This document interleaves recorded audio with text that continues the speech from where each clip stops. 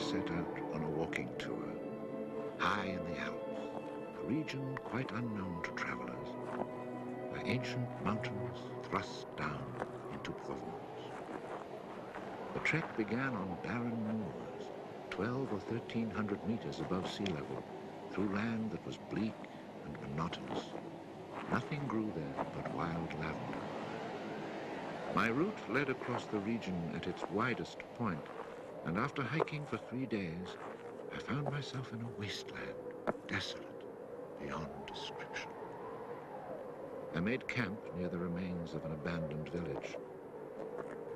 The day before, my water supply had run out, and I had to find some. The cluster of houses, although they were in ruins, reminding me of an old wasp's nest, made me think that once there must have been a fountain, or perhaps a well.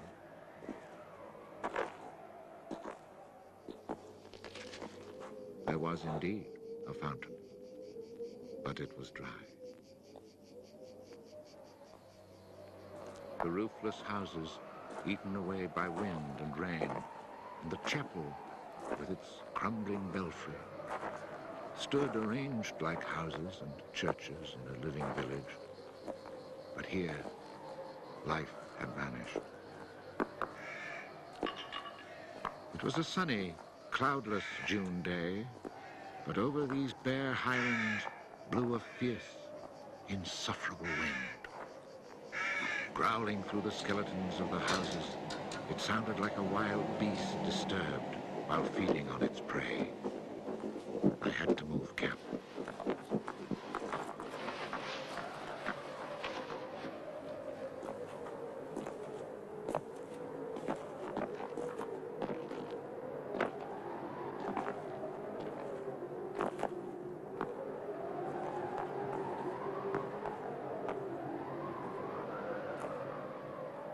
After 5 hours of walking, I still had found no water, and I could see nothing that gave me hope of finding any. Everywhere, I came upon the same drought, the same coarse weeds.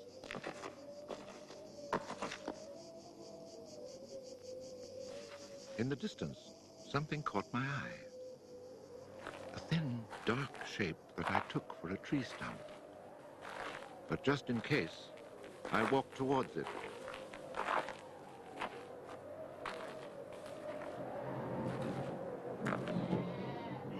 It was a shepherd, and beside him, resting on the burning ground, lay about 30 sheep.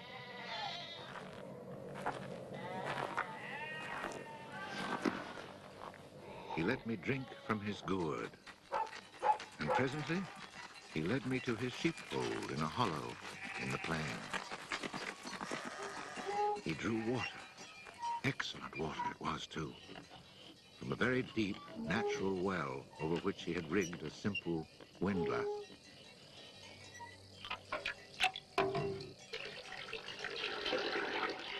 The man spoke very little, often the way with people who live alone, but he appeared sure of himself and confident in his assurance. It all seemed somehow strange in this barren land.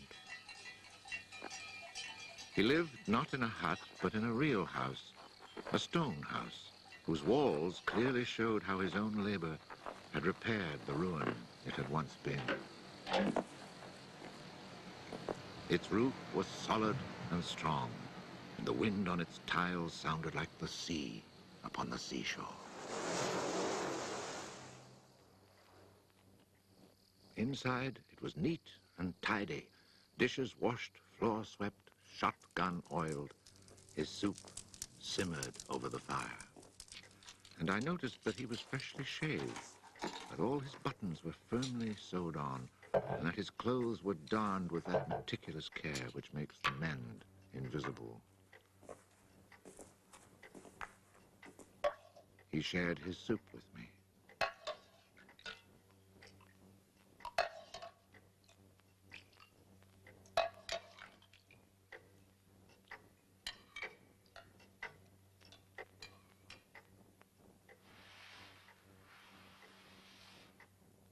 When I offered him my tobacco pouch, He told me he did not smoke. The dog, silent like his master, was friendly without fawning.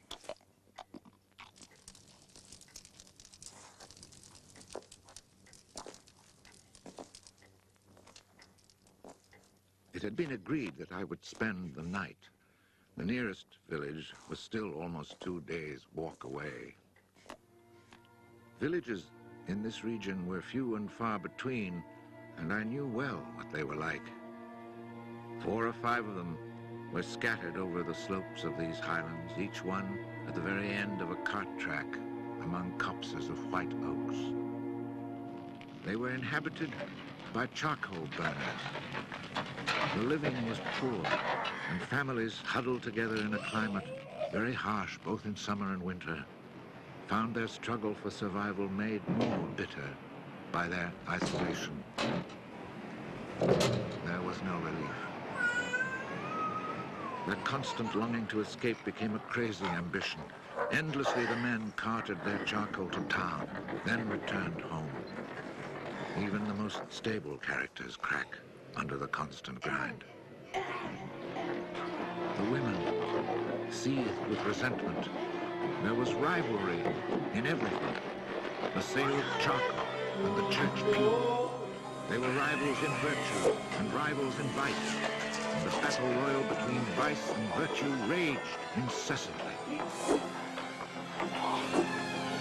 And always there was the wind. The ever-present wind constantly grating on the nerves. There were epidemics of suicide and many cases of madness, nearly always ending in murder.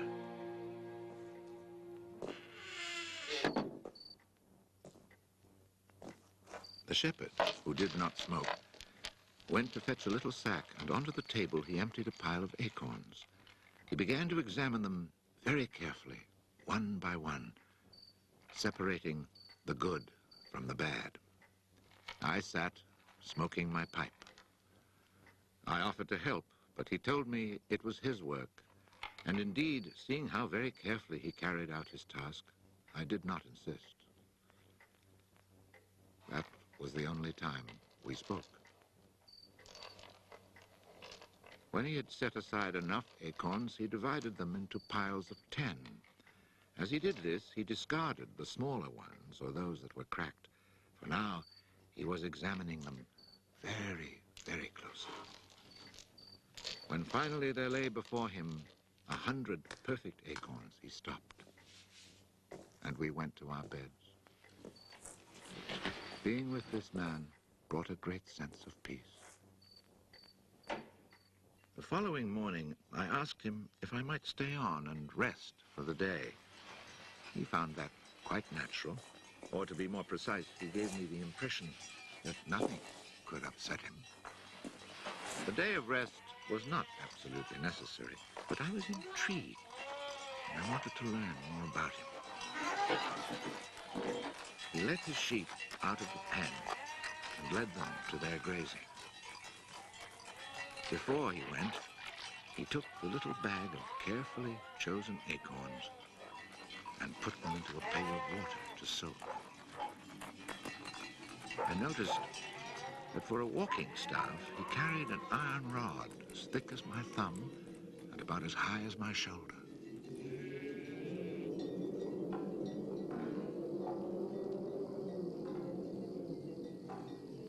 Pretending to take a leisurely stroll, I followed him at a distance, but keeping on a parallel path with him.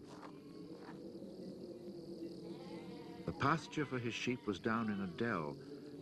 Leaving his dog in charge of the little flock, he began to climb towards me where I was standing. I feared he was coming to reproach me. Not at all. It happened to be on his way, and he invited me to go with him if I had nothing better to do. He was going a little farther on, to the top of the hill.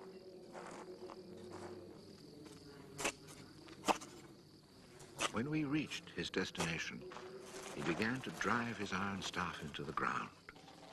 He made a hole, dropped in an acorn, and filled in the hole.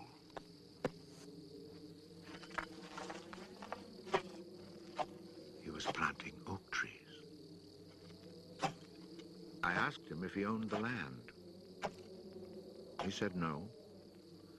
Did he know who owned it? He did not. He thought it was common land, parish property, or perhaps it belonged to people who did not care about it. That did not concern him.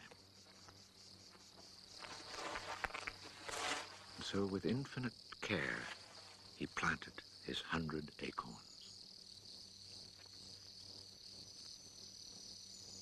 After the midday meal, he began to sort out more of his acorns. I suppose I must have been quite insistent with my questions, because he answered me. For 3 years, he had been planting trees in that desolate country. He had planted 100,000. Of the 100,000, 20,000 had come up. Of these, he still expected to lose half, either to rodents or to any of the unpredictable things which only Providence can account for. That left 10,000 oaks to grow on this tract of land where before there was nothing. It was then that I wondered about the man's age. He was clearly more than 50. 55, he told me. His name was Elzéar Bouffier. He had owned a farm down in the lowlands. It had been his life. He had lost his only son, and then his wife, and had withdrawn into this solitude where he was content to live quietly with his lambs and his dog. It was his opinion that the land was dying for lack of trees. He added that having nothing very important to do himself, he had resolved to remedy this state of affairs. I was young and only thought of the future as it affected me and my search for happiness. So I told him that in 30 years, those 10,000 oaks would be magnificent. He answered quite simply that if God granted him life, in 30 years he would have planted so many more that these 10,000 would be like a drop of water in the sea. Already he was studying the growth of beech trees and had a nursery full of seedlings grown from beech nuts. They're quite beautiful. He was also thinking of birches for the dales, where he told me there was moisture just below the surface of the soil. The next day, we parted. The following year came the First World War, in which I was engaged for 5 years. An infantryman was hardly likely to have trees on his mind.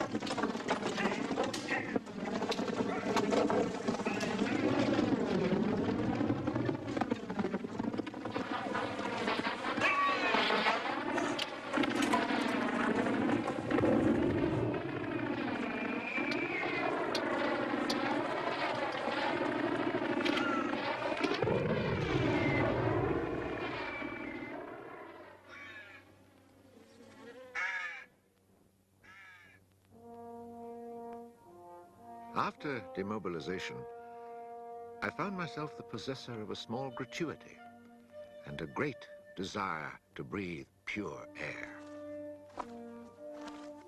This was my only thought when I set off once more on the road to the barren land. The country had not changed. However, in the distance, beyond the deserted village, I noticed a sort of grayish mist that lay on the hilltops like a carpet. The shepherd who planted trees had been in my mind since the day before.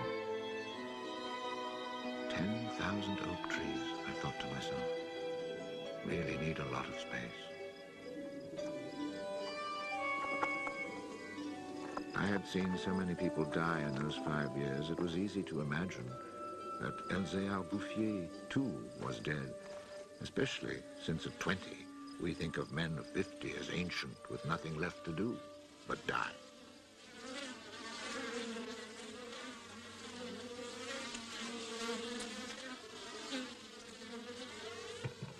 He was not dead.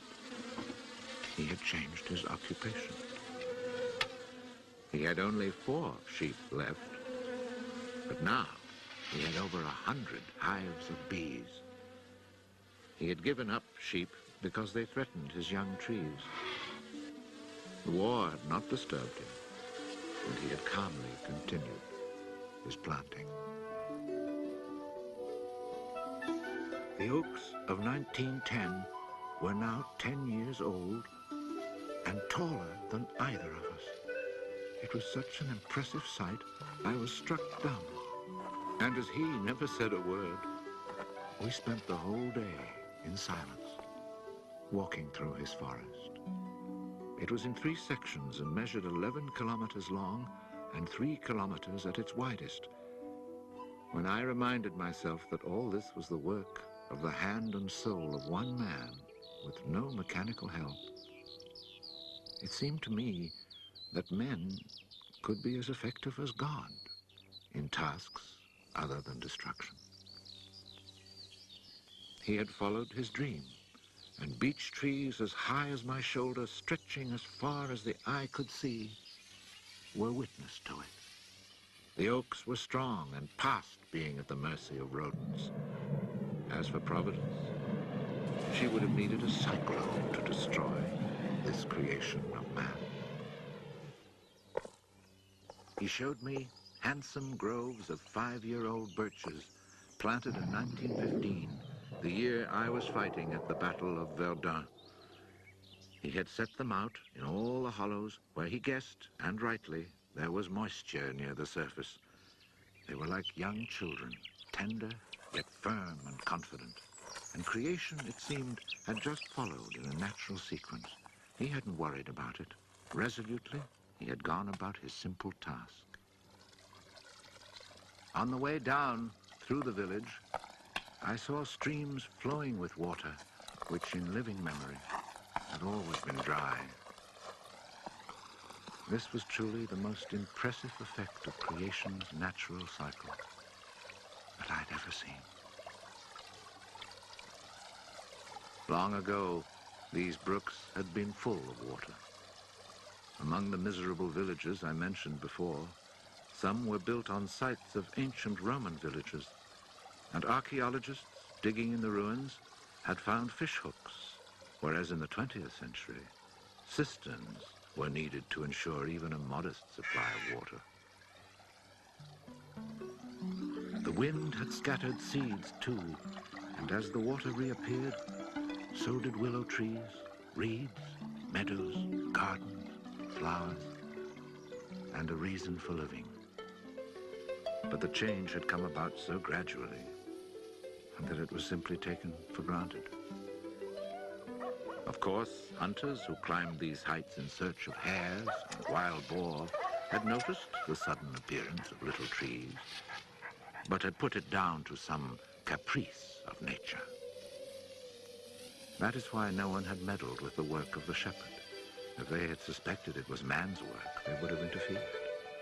But who would even think of him? Who in the villages or among the authorities could ever have imagined such constant, magnificent generosity?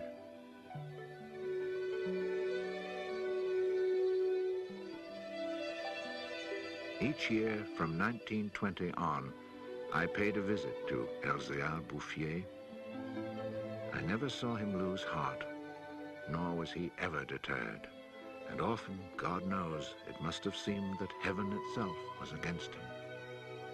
I never tried to imagine his frustrations, but to achieve such an end, he must have had to overcome many obstacles. For such passion to succeed, he must surely have fought and conquered despair. We must remember that this exceptional man had worked in utter solitude. Solitude so complete that towards the end of his life, he had lost the habit of speech. Oh, perhaps he saw no need for it. In 1933, he was visited by an astonished forester who notified him of an order that lighting fires outdoors was forbidden for fear of endangering this natural forest. It was the first time the forester told him naively that he had ever seen a forest grow of its own accord. In 1935, a whole delegation from the authorities arrived to look at the natural forest. There was a high-ranking official from the forestry department, an elected member of parliament, technical experts. And there was a great deal of talk. It was decided that something must be done. Fortunately, nobody did anything except for the one good thing. The forest was placed under government protection and charcoal burning was prohibited. For it was really quite impossible not to be enchanted by the beauty of these young, healthy trees. And they had even managed to cast their spell over the Member of Parliament.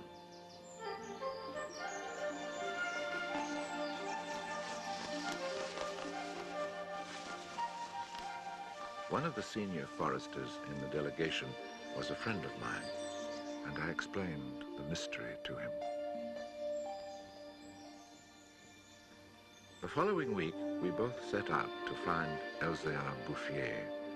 He was hard at work, about 20 kilometers from where the official inspection had taken place.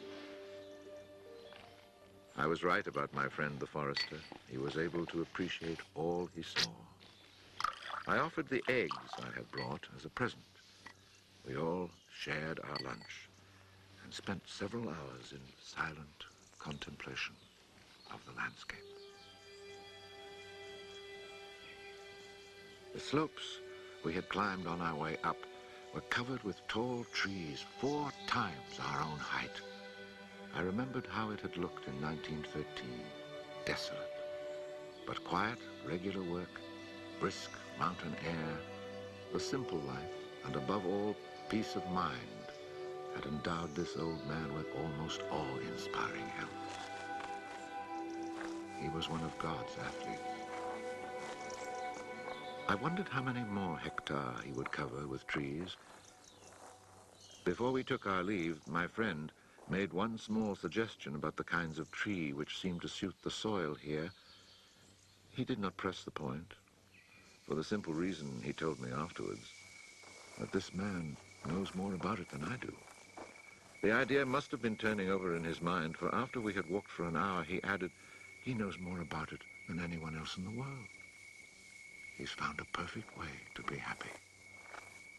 Thanks to this forester, not only the forest, but the happiness of Elzéar Bouffier were protected. The only serious danger to his work occurred during the Second World War. Cars being powered by wood-burning generators. There was never enough wood. So cutting was begun among the oaks of 1910, but they were so far from transportation routes that the whole enterprise proved financially unsound. It was abandoned.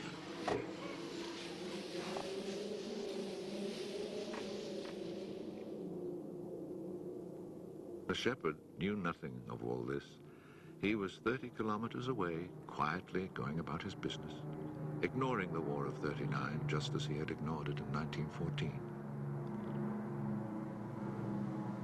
I saw Elzéar Bouffier for the last time in June 1945. He was then 87. Again I had set out on the road to those barren moors. But now, in spite of the dislocation left behind by the war, there was a bus which ran from the Durance Valley up into the mountains. I decided it must be because of this relatively speedy means of transport that I could not recognize the places where my walks used to lead me. It took the name of a village to reassure me that I really was in that region that had once been desolate and abandoned.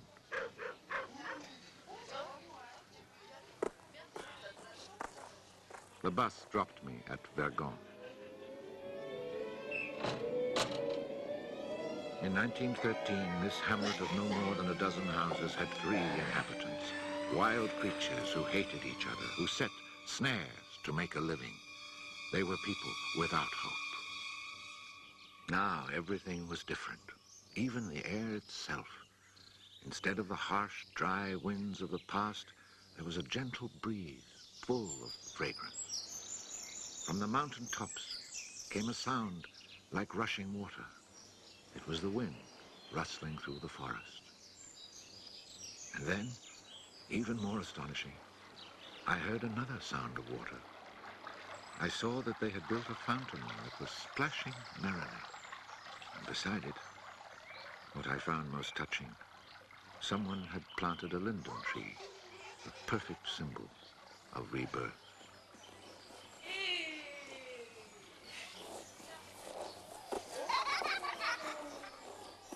Moreover, Vergon showed signs of the kind of labor that only hope can inspire.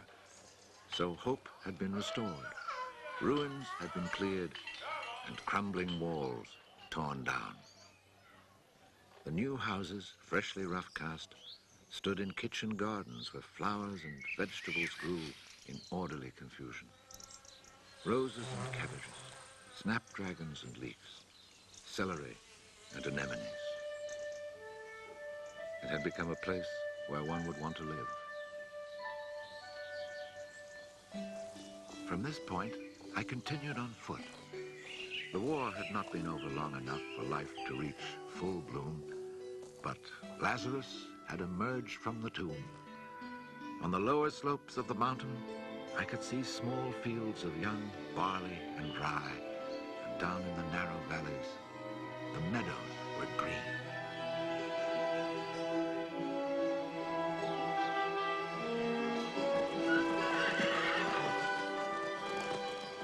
It has taken only 8 years since then for the whole countryside to glow with health and prosperity.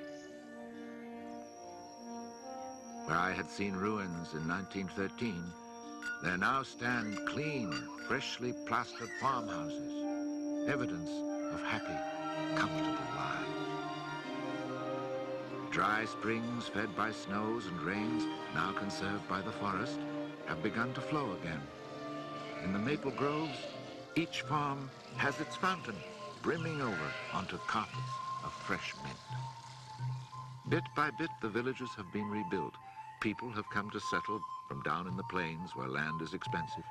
They have brought youth, life, and the spirit of adventure. On the roads, one meets people glowing with health, and boys and girls laughing as they enjoy their rustic pleasures.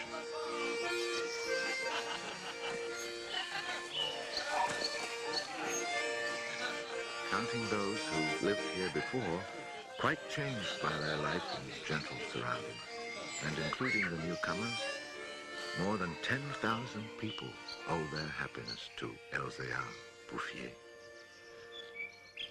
When I think that one man, one body, and one spirit was enough to turn a desert into the land of Canaan, I find after all that a man's destiny can be truly wonderful.